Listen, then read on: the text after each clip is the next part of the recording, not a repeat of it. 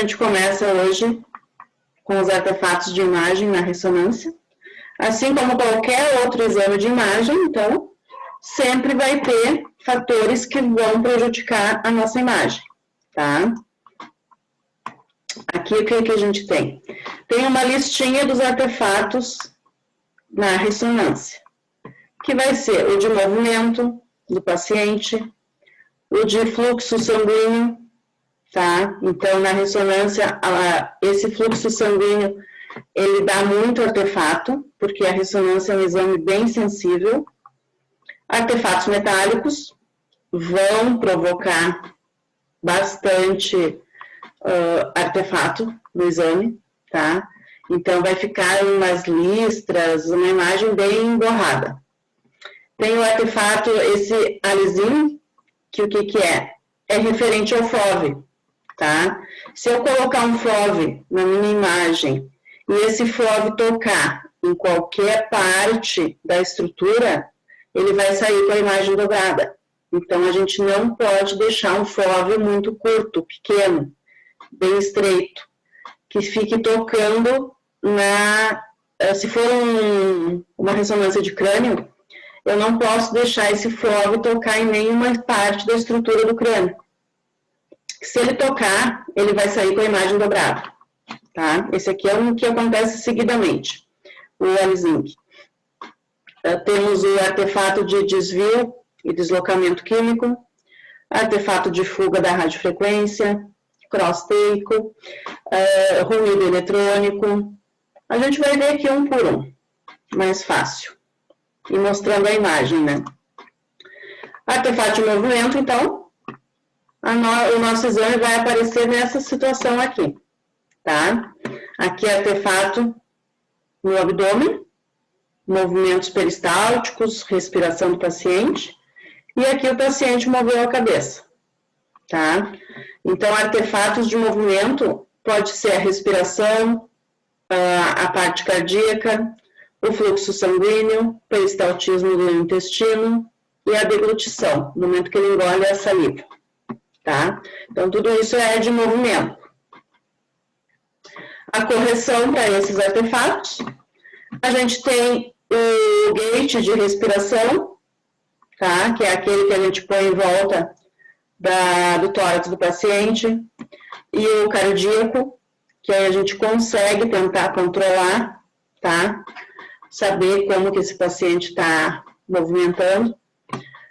O peristaltismo, a gente pode dar para o paciente um antiespasmódico, tá? Que é o que é um Buscopan. A deglutição, quando for realizar a sequência, conversar com o paciente e pedir para ele tentar evitar de engolir saliva, tá? O paciente, a gente pode tentar imobilizar ele amarrando, mas se é um paciente que tem alguma patologia, então a melhor coisa é fazer com ele sedado, tá? E o fluxo sanguíneo é a mesma coisa que a tomo, a gente só reza, não tem o que fazer. Não consigo fazer parar o fluxo sanguíneo, tá? Esse é o maior problema. Artefatos metálicos, então a imagem vai aparecer brilhosa, tá? Aonde eu tiver clipes de aneurisma, prótese dentária ou ortopédica, dispositivo intrauterino, tá? O que mais?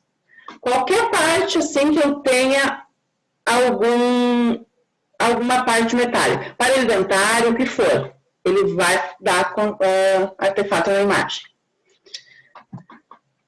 A correção, prótese dentária, somente se a gente conseguir retirar, a gente pede para retirar.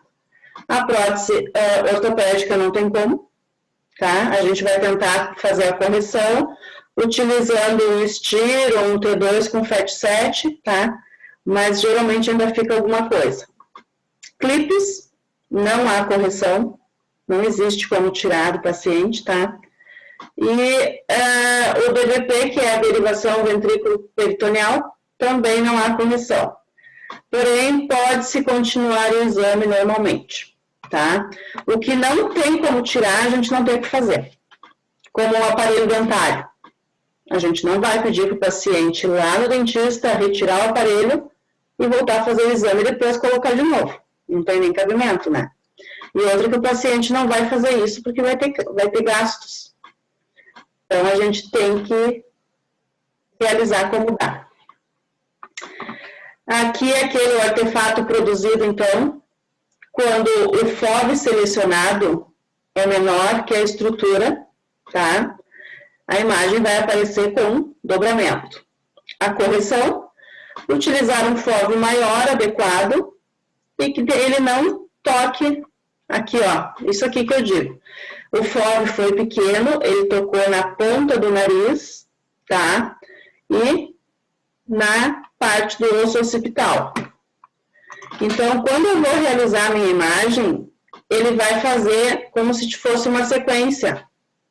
Tá? A parte que cortou aqui atrás, ele vai mostrar na frente.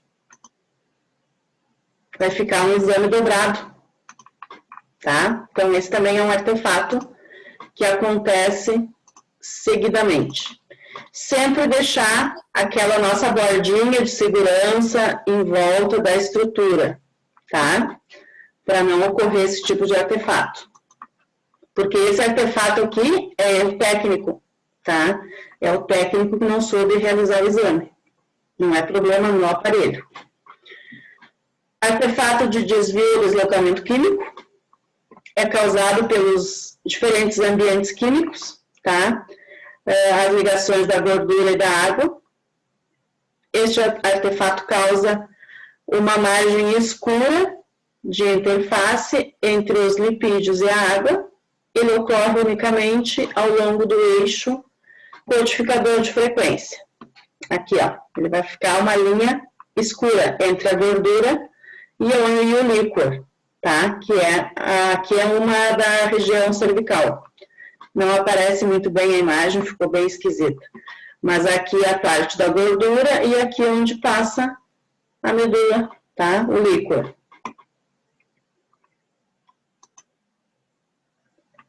Artefato de desvio químico.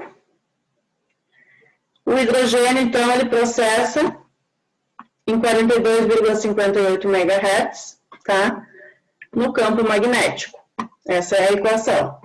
Essa equação não é válida para todo e qualquer tecido. Então, cada tipo de tecido vai ser processado em uma quantidade de hertz.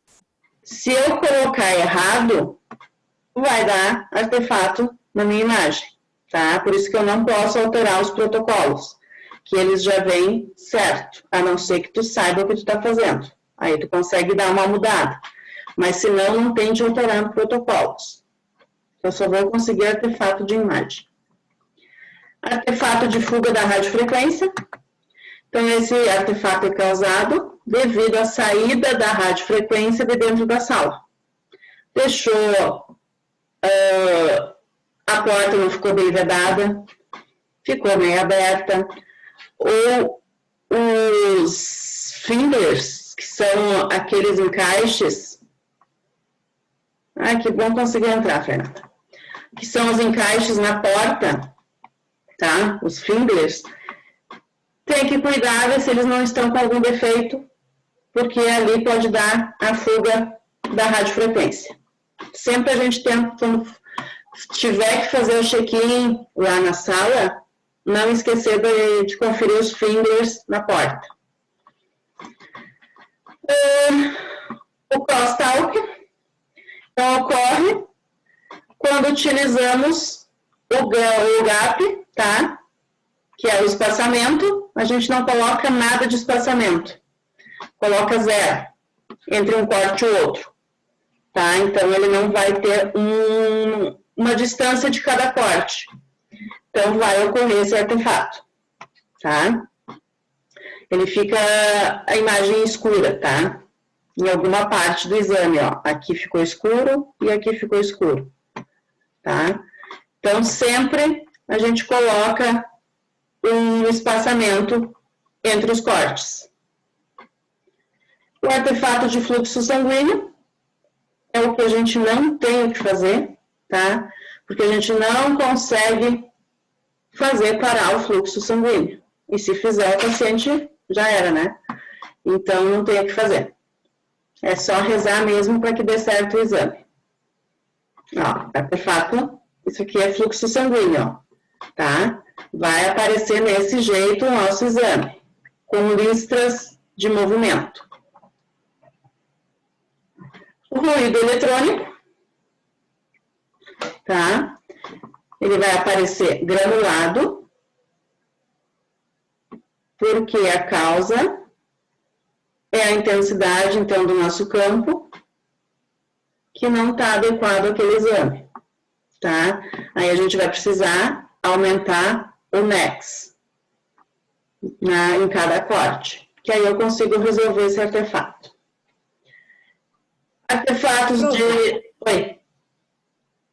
Diga. Mas o fluxo sanguíneo, por que às vezes aparece e às vezes não? Porque dependendo do exame... A imagem. Sim, porque assim, ó, cada tipo de sequência tem uma velocidade de corte, tá? Se eu consigo fazer um corte na velocidade do fluxo sanguíneo, não vai aparecer artefato de imagem. Se o corte for mais rápido que o fluxo sanguíneo, vai aparecer. Tá? Se ele for mais rápido ou menos, não tiver na mesma frequência, aí vai aparecer o artefato. E aí é difícil a gente conseguir, tá? Pegar certo. Manter os dois equilibrados. Hã? Sim, entendi. Então tá. É difícil, né, controlar os dois na mesma velocidade. É complicado. É complicado. Aí, para a gente conseguir controlar a velocidade, é só injetando, de repente, um sorinho para ver a velocidade, marcando lá algum local e ver desde a hora que eu injetei quanto tempo ele leva para chegar naquele local, a gente faz a média, tá? Mas não é sempre que a gente consegue fazer isso. É bem difícil. Artefatos de suscetibilidade magnética. Propriedade de diferentes objetos responderem ao campo magnético. A presença de metais no tecido, tá? Então, vai afetar. Ele pode ter, então, um clipe de aneurisma, que seja compatível com a ressonância, mas aí ele vai dar artefato de imagem. Algum aparelho dentário, tá? A gente pode utilizar uma sequência, que é o gradiente espinheco, tá? Mas não é sempre que a gente consegue diminuir o artefato. Ausência de homogeneidade de campo. Então, esse aqui, o fator predominante, então, o que é? É o mau posicionamento. Tá? Eu não posicionei a minha bobina adequada. Para mim saber que a bobina está bem posicionada, eu tenho que ter o sinal dela, claro, assim, esse aqui é o sinal da bobina, em toda a estrutura que eu vou realizar o exame. Se a gente olhar aqui, esse lado não está com sinal como esse outro aqui. E aqui, mais escuro, aqui mais claro. Então, eu não posicionei adequadamente a minha bobina, tá? Artefatos de mapeamento incorreto, então, de fase, que é a pulsação da fase. Eu coloco uma fase que não é para aquele tipo de corte, tá? Como é que eu vou explicar? É causado pelos movimentos da anatomia entre cada aplicação de fase que codifica o gradiente e pela movimentação ao longo da fase durante a aquisição dos dados. Movimento pulsátil dos vasos, movimento de parede torácica durante a respiração e movimento cardíaco são principais causadores desses artefatos, tá? Então, é o que eu falei antes lá, eu preciso adequar alguma fase ou corte que eu consiga pegar justamente a mesma frequência, tá? Pulsação e respiração. É difícil. Então, vai aparecer na imagem aqui assim, ó, tá? Movimentado. Esses são os principais artefatos. Tá? Então, o nosso processamento pós-imagem na ressonância, ele é um pouco diferente da tomografia. O objetivo, então, dessas técnicas é uma melhor qualidade das imagens, melhor análise das imagens por parte do médico radiologista, diagnóstico diferencial, qualificação de serviço de imagem, tá? Então, aonde que a gente vai fazer as reformatações? Para quais especialidades? Para neuro, cabeça e pescoço, medicina interna e as mamas. Exames sem contraste e que seja rotina, a gente não faz reconstrução. Por quê? Quando eu vou adquirir as imagens, eu utilizo o MPR, que é o multiplanar, a reconstrução multiplanar, tá? Que é a convencional. Eu já vou realizar os cortes axial, sagital e coronal. Então, eu não tenho mais o que reformatar. O máximo que eu vou fazer é um 3D, caso eu precise, tá? Como eu já utilizo os cortes, eu não preciso muito me preocupar com reformatações. O MIP, que é a reconstrução 2D e 3D, então eu posso realizar somente das artérias, das carótidas, das vertebrais, tá? Ou da parte óssea. Ou reconstrução de rins, ureteres, tá? Ouvido, demonstração de vasos. Então, essas eu tenho que fazer a reconstrução. Que eu tenho o VRT e o MIP, tá? Anjos de crânio, tá? Essas todas eu preciso de reformatação. O TOF eu posso utilizar também para reformatação da arterial e da venosa, na anjo, 3D e 2D. Uma anjo venosa, tudo que for de angiografia, a gente precisa reformatar na ressonância, tá? As carótidas e as vertebrais, reconstrução do ouvido em 3D, ó, olha que legal, tá? É muito show. Mas então, é assim, ó, ele é bem diferente do que a tomografia. Eu não preciso praticamente reconstruir imagens, é muito poucas, tá? A parte da volumetria do hipocampo, o hipocampo é essa aqui, ó, a gente chama o peixinho, tá? Que é essa região aqui. Bem parecido com um peixinho mesmo. Então, esse aqui é um exame que a gente precisa, quando vem pedido de crânio, sempre querer saber qual que é o motivo do exame. Se for para demência e perda de memória, esquecimento, a gente precisa fazer esse volumétrico de hipocampo, tá? Esse é essencial. A perfusão cerebral, essa é bem fácil de fazer, bem tranquila. Em um dia tu aprende a fazer. Espectroscopia do crânio, esse já é mais complicadinho, porque daí tem tabelas e gráficos, tá? Mas sempre a gente ganha treinamento. Volumetria do fígado. Então, esses exames assim, a gente sempre vai precisar fazer uma sequência diferente, uma reformatação, tá? Das mamas, a gente pode fazer o MIP, pegar todos os vasos, tá? Vai aparecer muito bem se tiver alguma patologia. A gente tem também a demonstração das curvas, tá? Na mamografia. A mamografia já é mais complexa um pouquinho, na parte da ressonância. Mas quem faz essa parte geralmente não são todos os técnicos, tá? é selecionado, tem agenda, é poucas pessoas que fazem. E aqui temos uma ressonância funcional. O que é a funcional? É o paciente movimentando uma mão, um braço, uma perna, ou conversando. E aí ele vai aparecer aonde que no crânio dá sinal, tá? No momento que ele faz qualquer movimento que a gente solicite. Então, eu não vou me ater muito, porque a gente tem a prova ainda hoje, tá? Vamos ali para a segunda parte. Deixa eu só abrir o arquivo.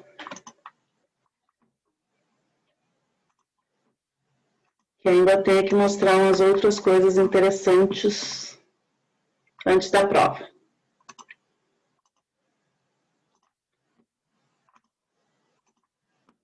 Uma coisa que assim, ó, na radiologia, na ressonância principalmente, faz parte do serviço é o pessoal da enfermagem, tá?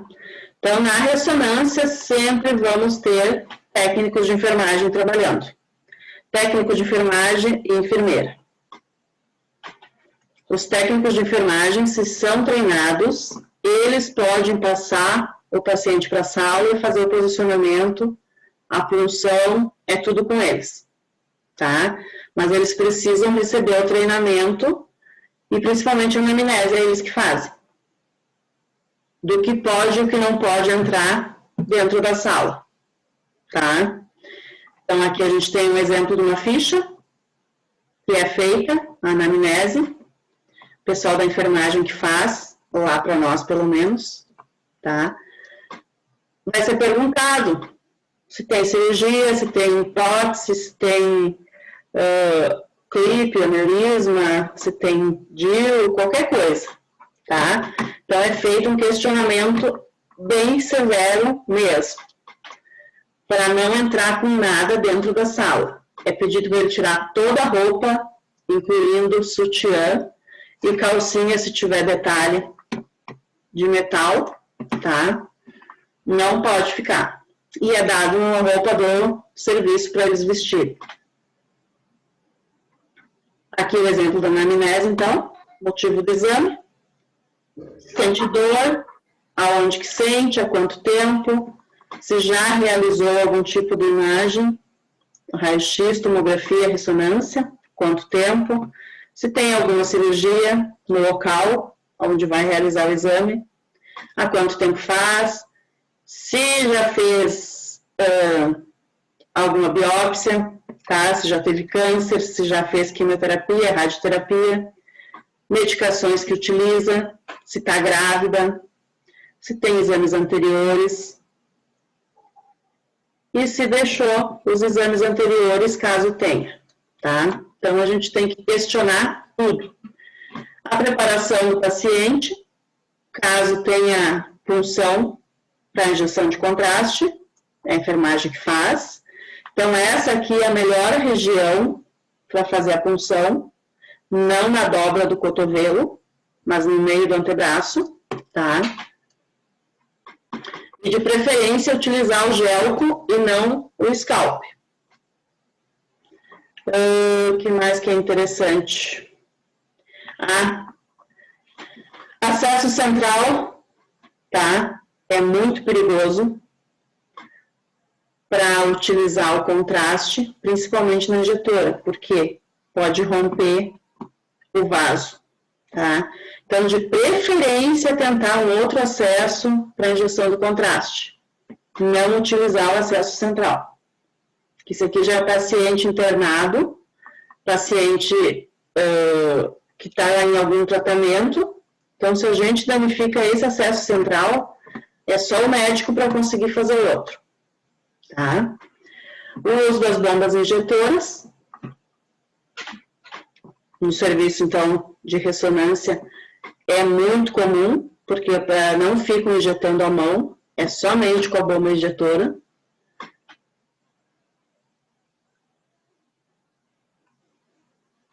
Profissional, então, técnico de enfermagem, ele está apto a realizar o posicionamento dos pacientes, a mexer com as bobinas, tá? Porque eles vão receber treinamento. Mas ele não realiza o exame. Ele só vai lá fazer o posicionamento do paciente e a punção. E a anamnese, né? Tá? Então, o exame ainda é o técnico que faz. Não adianta querer fugir. Mas caso o técnico queira lá ajudar a posicionar, sem problema nenhum, tá? Tudo se entra em acordo. Ele pode passar o paciente, o técnico posiciona, ele já vai chamando o outro. Isso é um acordo que é feito com o técnico de enfermagem de radiologia, tá? Principalmente, então, os cuidados. Não deixar o paciente encostar essas regiões, tá? Sempre colocar almofadinhas entre os pés, as mãos e a coxa, entre as mãos e entre os joelhos. Porque o paciente pode ocorrer queimaduras nessas regiões, tá? Materiais proibidos, então a enfermagem tem que saber que não pode entrar e o que pode, tá? Sempre vai ter, então, os equipamentos que pode, vai ser a etiqueta verde, e os que não pode, etiqueta vermelha, tá? Que não pode de jeito nenhum entrar na ressonância. Dúvidas até aqui? Por enquanto não, prof. Não, né? Essa parte está mais tranquila. Então, o contraste utilizado na ressonância é somente o gadolínio, tá? Não existe outro. Eu não utilizo bário e não utilizo iodo. Artificial, somente o gadolínio, tá? Então, o gadolínio é um metal pesado, e, portanto, bastante tóxico. Para que ele seja inofensivo e seguro para administração em humanos, ele é misturado ao quelato, tá? Que vai tornar ele hidrossolúvel. Então, ele não é injetado sozinho. Vem junto essa substância que é o quelato, para deixar ele hidrossolúvel. Então, o gadolínio, ele é uma substância paramagnética, tá? Então, ele vai atrair as ondas magnéticas. Que mais que interessante do gadolínio? É um elemento químico metálico, branco prateado, maleável, tá? Possui aspecto semelhante ao aço, com propriedades supercondutoras e é quimicamente muito alto. É uma substância paramagnética utilizada como meio de contraste na ressonância. O gadolínio é ligado a carregadores ou quelantes químicos, como o DOTA, que é o ácido oxaltetraacético, ou DTPA, que é o ácido dietil-enetriamino pentaacético, tá? É uns nomezinhos bem xarope. Por isso que utiliza só a sigla, ó, o DOTA e o DTPA. A atuação é idêntica ao meio de contraste utilizado na radiologia convencional e na tomografia. Ele vai aparecer radiopaco, tá? Porém, a gente não pode utilizar esses datômetros da radiografia, da radiologia convencional na ressonância, tá? Então, ele vai ser somente injetado, o paciente não toma gadolínio, tá? E a eliminação é pela urina. No contraste E1,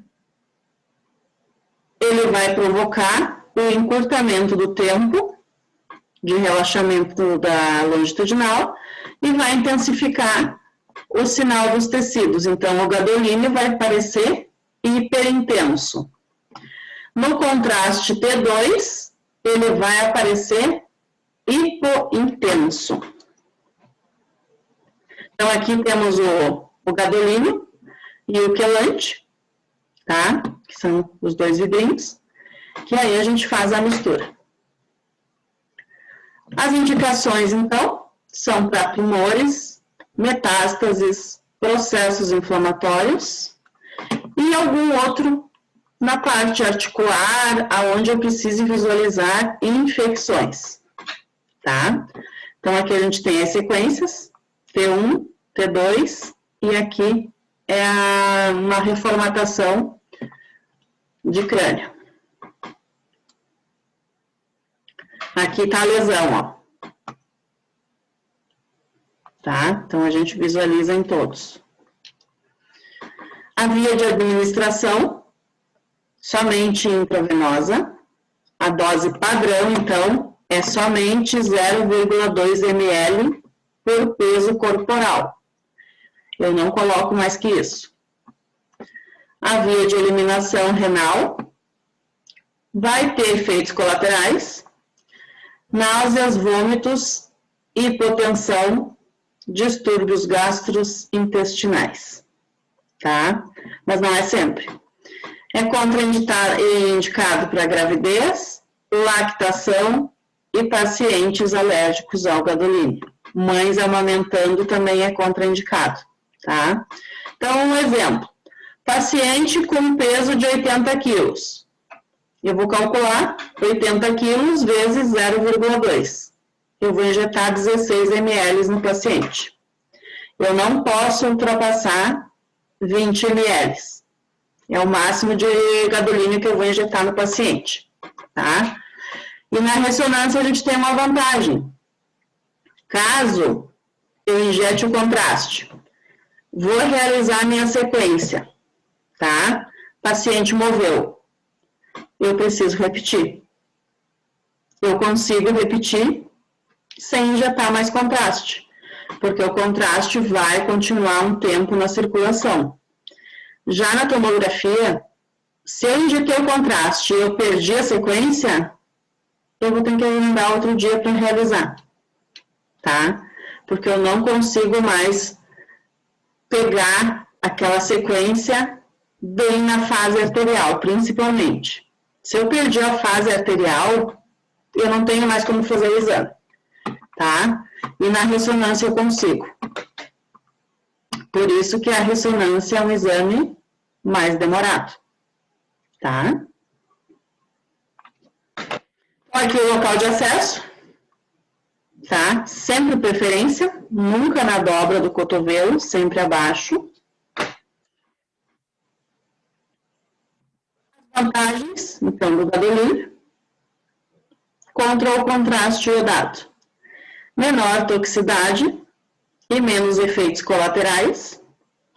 O contraste permanece no corpo da pessoa cerca de 60 minutos. Então, eu tenho 1 hora para conseguir realizar o exame, tá? E o contraste vai estar ali ainda.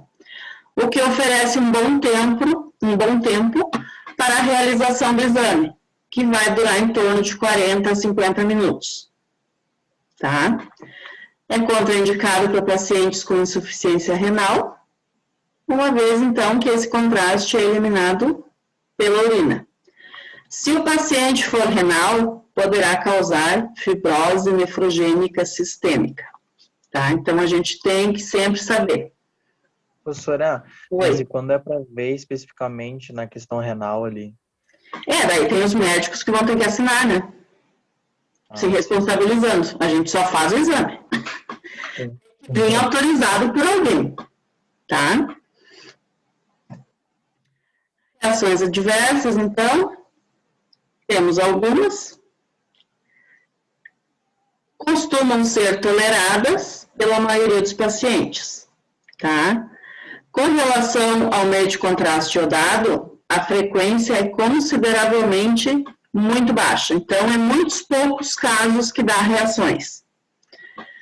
Após a injeção de 0,1 ou 0,2 ml por quilo, varia de 0,07 a 2,4% sendo que a vasta maioria das reações leves, que vai ser calafrio, náuseas, com ou sem vômitos, cefaleia, calor ou dor no local da aplicação, parentesias, vertigem e prurido, que vai ser a coceira, tá? Então, é muito baixo mesmo, em comparação com o iodado na toma. Reações leves. Quase sempre autolimitadas e sem necessidade de tratamento específicos, tá? As moderadas, não ameaçadoras à vida, mas requerem tratamento com frequência. E reações severas, que são as mais raras, ameaçadoras à vida, e podem ocorrer sem fatores de risco específico, a qualquer tipo de contraste, tá? Então, não pode ter nunca sentido nada e justo naquele dia deu uma reação alérgica. Aqui temos, então, a tabelinha das leves, as moderadas e as graves.